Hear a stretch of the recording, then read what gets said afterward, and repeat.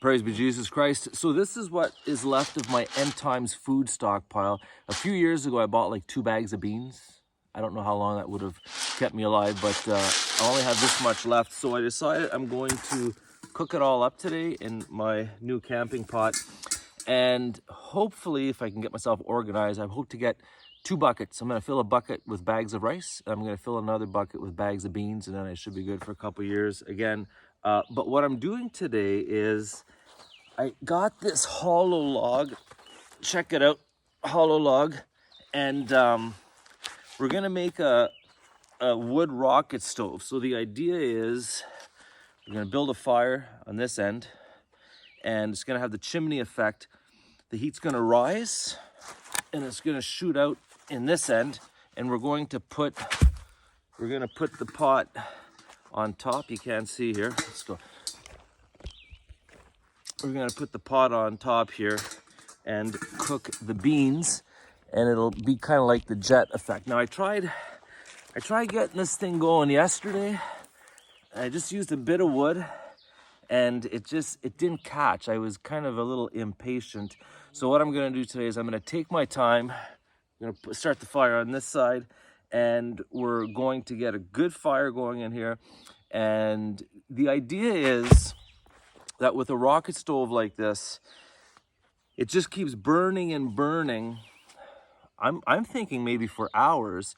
So like in the summer, if you don't want to waste propane, if you want to cook beans or have a corn boil or cook potatoes, if you can get a hollow stump like this, then you can just have a couple hours of burning.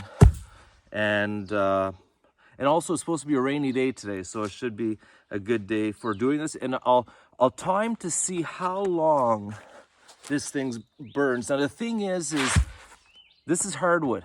Typically I've done this with cedar, and cedar's a softwood.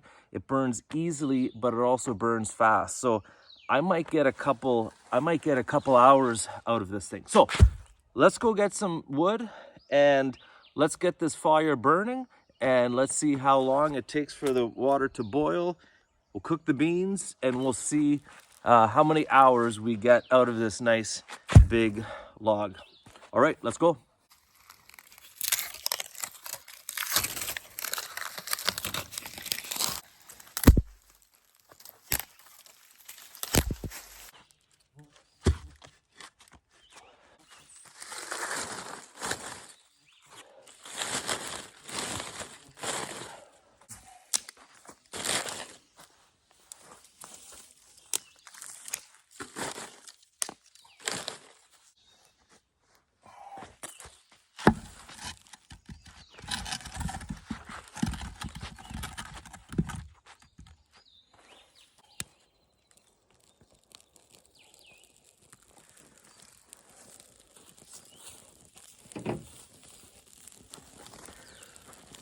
So what I'm planning on doing is I'm planning on taking my time, and I'm just going to be feeding sticks in and through, because yesterday when I tried to light it, it was a little stubborn. It's hardwood, and what I need is I need a fire burning inside of there for a bit of time, so the interior catches fire, and then once it catches fire, it should just keep burning and burning, and I'll have a jet of heat blasting through. I can put my pot on top, and we'll be able to cook our beans.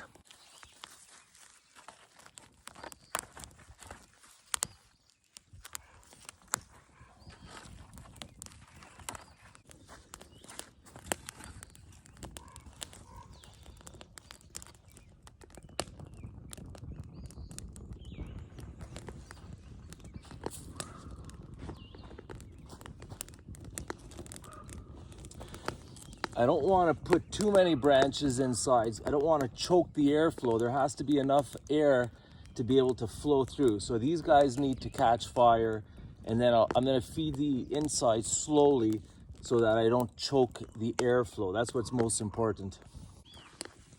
This is also a great way to keep the bugs away. I don't know if you noticed at the beginning of the video, but I was kind of dealing with some black flies. Well, I'll tell you right now, with this smoke and fire, there's not one black fly around me.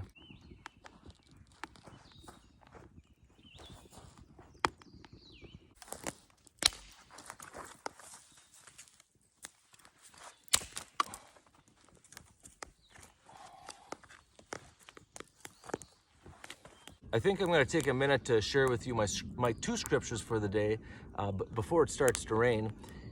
First of all, our Lord Jesus said, I've come to set a fire on the earth, and how I wish it were already blazing. But the second scripture, this is Luke 24, it says, they said to each other, did not our hearts burn within us while he talked to us on the road, while he opened to us the scriptures? And very interesting, I was thinking of these scriptures for today, but I never made the symbolic connection. The idea is, within this log, eventually there's supposed to be contained within it a fire. And that fire is meant to just keep burning and burning.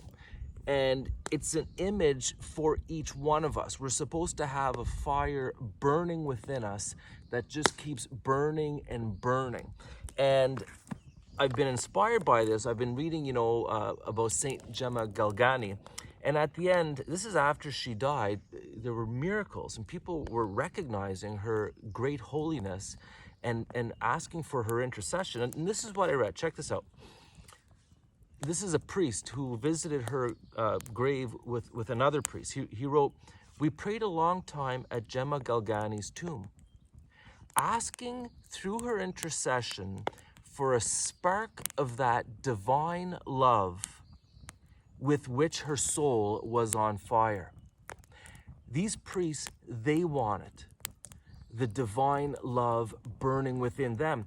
And very interesting, this is a key image for Saint Gemma Galgani, because one of the supernatural manifestations in her life, like Saint Philip Neri, her heart literally was extremely hot and emanated heat on fire, okay? I'll just read one quote to you. And this is in the context of the 6th degree of perfection, the flame of love.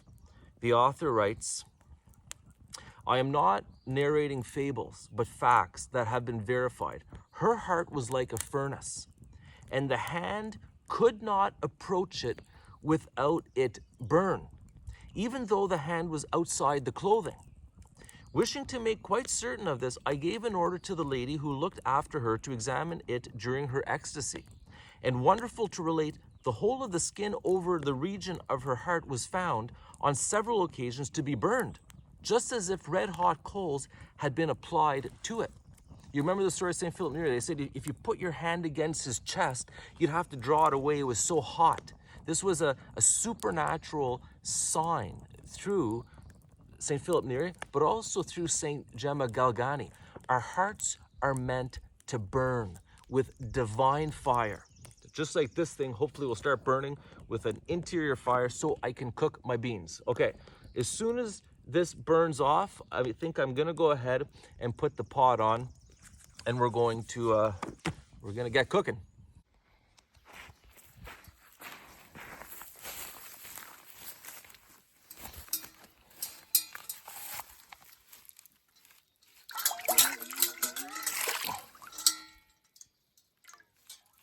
You can see the fire shooting out. I think we're good to go.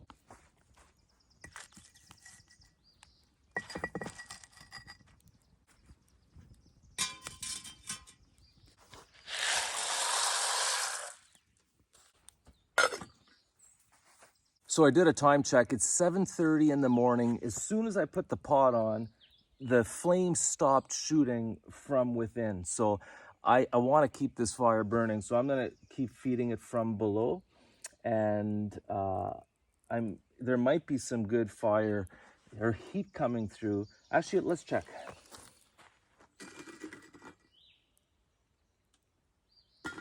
Yeah, it's quite hot, but I still think I need to keep some fire going below. Now again, the ideal, if this thing's running right, you shouldn't have to feed it from below. It should just within be burning and causing the chimney effect, so a jet of fire is flying up below. But at this point, I just want to make sure it's actually burning good, because again, this is hardwood. It takes a little longer to get going, and then we'll just keep an eye on the heat, and hopefully this works.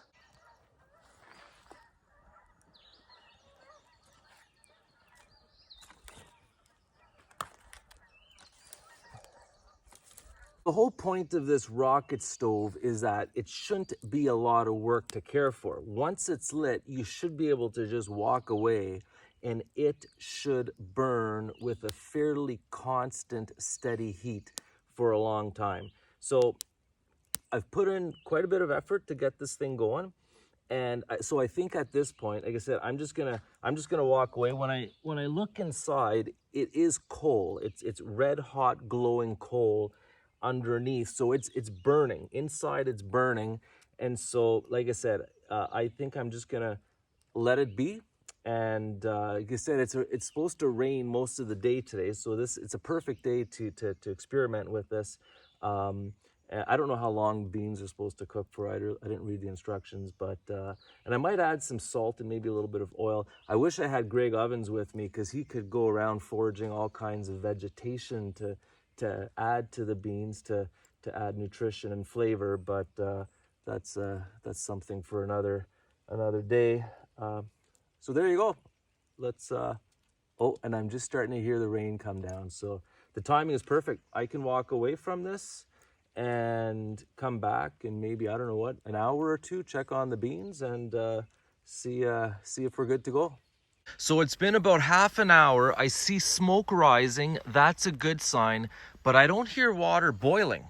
That's not a good sign. So let's take a look. Like I said, it's been over half an hour. Oh, we have a simmer. I think we have a simmer. Yeah, just the odd little bubble. So we're good. I think these beans are cooking. I'm just gonna add some salt and oil and then we'll let them keep cooking. A little bit of olive oil. Okay, so this is really surprising. I looked outside and I noticed it's burning through right here. That's the only place. I've only been cooking my beans for about an hour, so I'm gonna check them. Oh, they're boiling nice. Maybe they're ready. No, they're not. They're still hard. Yeah, not even close. Let's see here. Yeah, not even close. I don't think, I'm worried about it tipping over, but I don't think it's gonna tip over. So, but I'm glad it's boiling. That's a nice boil. And or a nice simmer, I think. Not a heavy simmer, but the point is it's simmering. So I'm expecting, maybe I'll give it about another hour and then check on the beans again. I really hope it doesn't tip, but I think we're good here. See, this side is fine. It's been burning for now close to 2 hours. It's been raining steady for the last half hour. We're gonna do a quick test here. They look good, they smell good. Okay, the moment of truth. Oh yeah, they're ready. Tasting decent. These are old beans, so I think the fresher ones would be better. But successful mission. All of my end times bean stockpile is cooked up, and we should have maybe a few more hours of burn on this thing. I'll take the beans off, but I'll let this thing continue to burn.